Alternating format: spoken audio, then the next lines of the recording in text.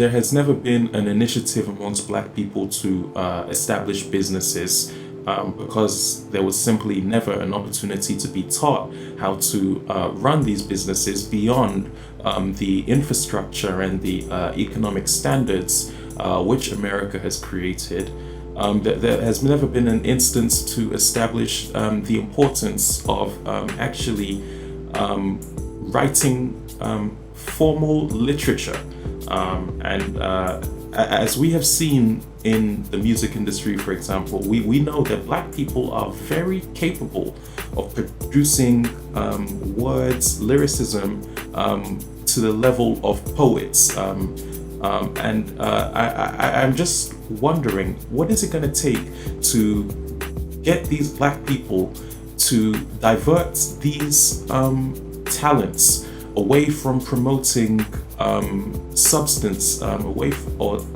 illicit substance, away from promoting explicit content,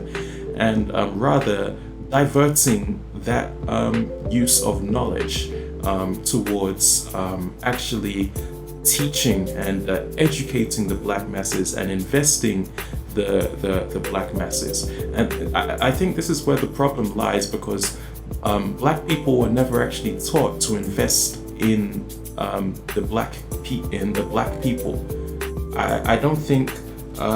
there was ever an instance where I feel like we actually had the opportunity to grow. There have been initiatives taken, but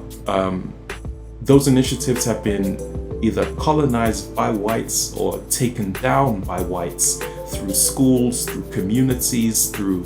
workplaces, through economics. The white people do what the white people have always done, which is colonize or attempts to colonize the Black cause in an attempt for their own monetary gain. And I find that the main issue with this is, for some reason, Black people have become so complacent with the way that white people treat them. Like we are the only people who accept being treated like a dog, being treated like the dust on the ground, right? And you will find that if you look at the behaviors and the patterns of other races and how they respond to being colonized or being under any sort of pressure, there was always a means to stand up for themselves by any means possible. The British armed themselves with militia. The Americans, who we know as the Americans today, also fought for their independence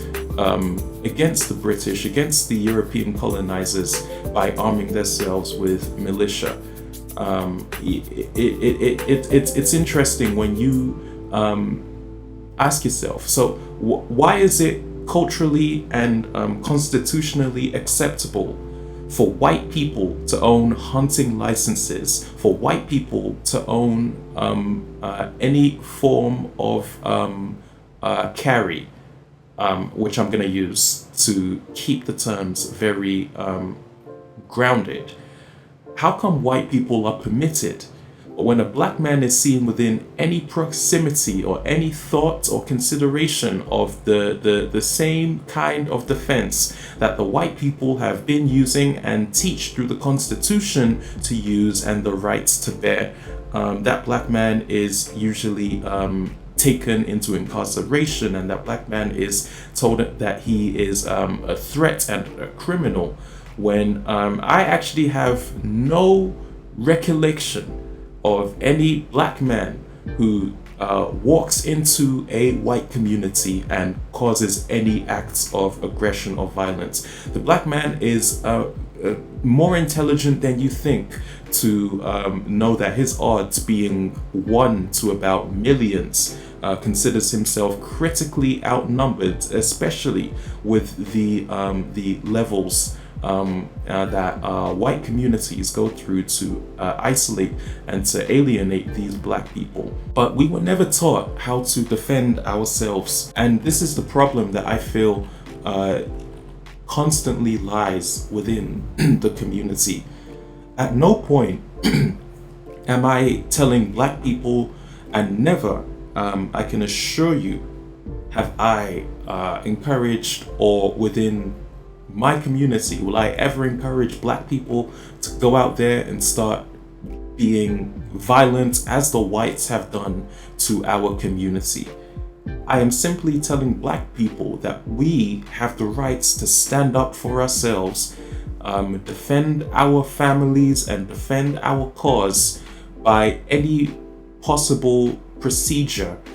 for the hope that we can still remain breathing, and we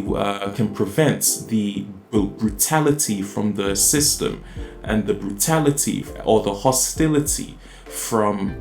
those who inflict pain and suffering on the black community, through the hostile managers at the jobs, to the educational system, which does not actually accommodate for the necessities, along with the basic rights of a black person. And this is the level of protection that is missing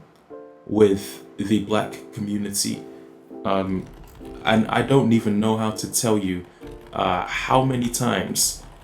the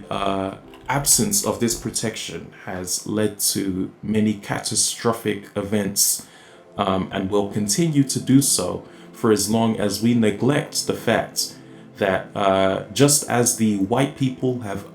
rights to their militia and to their enforcement, it is very important that we as black people establish a legal and a moral sense of defense to prevent these armed militia who always find a way to transcend their own law in order to prove their superior status amongst the black men, which has actually gone as far as costing the black man the right to even have his breath, as we have seen several times. We need to really establish a firm ground of defense, of protection, of necessary security, so that there is never a time where we see another tragedy appear on the news, where a black man was going to a store to buy Skittles and he was taken out by someone who wasn't even a police officer, and that person walks off freely. Where black people go to religious organizations and they are oppressed and they are under militia threat, due to the constitutional law, which says that person has a right to bear firearms, and that person does not receive the effective judgment, but rather gets treatment from the police to get a meal. I'm speaking in particular about real related causes that have occurred through history. I have labeled them before. I will not give them any more of my attention. The reality of the situation is disappointing. And the only way I feel to prevent this situation is to understand that the methods that, first of all, acknowledge the methods that white people use to protect their law, which was made by white people for white people, and to figure out amongst our community a solution that does not involve the same violence, that does not involve the same method of superior, or should I say status, but rather has a moral sense of compass to direct our children, to keep them safe on the streets, to keep them safe within the schools, to keep them safe from hostility, from any kind of mental pressure, peer pressure that may resort to them thinking that they need to resolve that pressure through stereotypes, through substances, through drinking, through anything that has deteriorated black people for years. Once we establish this firm sense of ground and knowledge, we truly will realize what it means to have a proper sense of economy.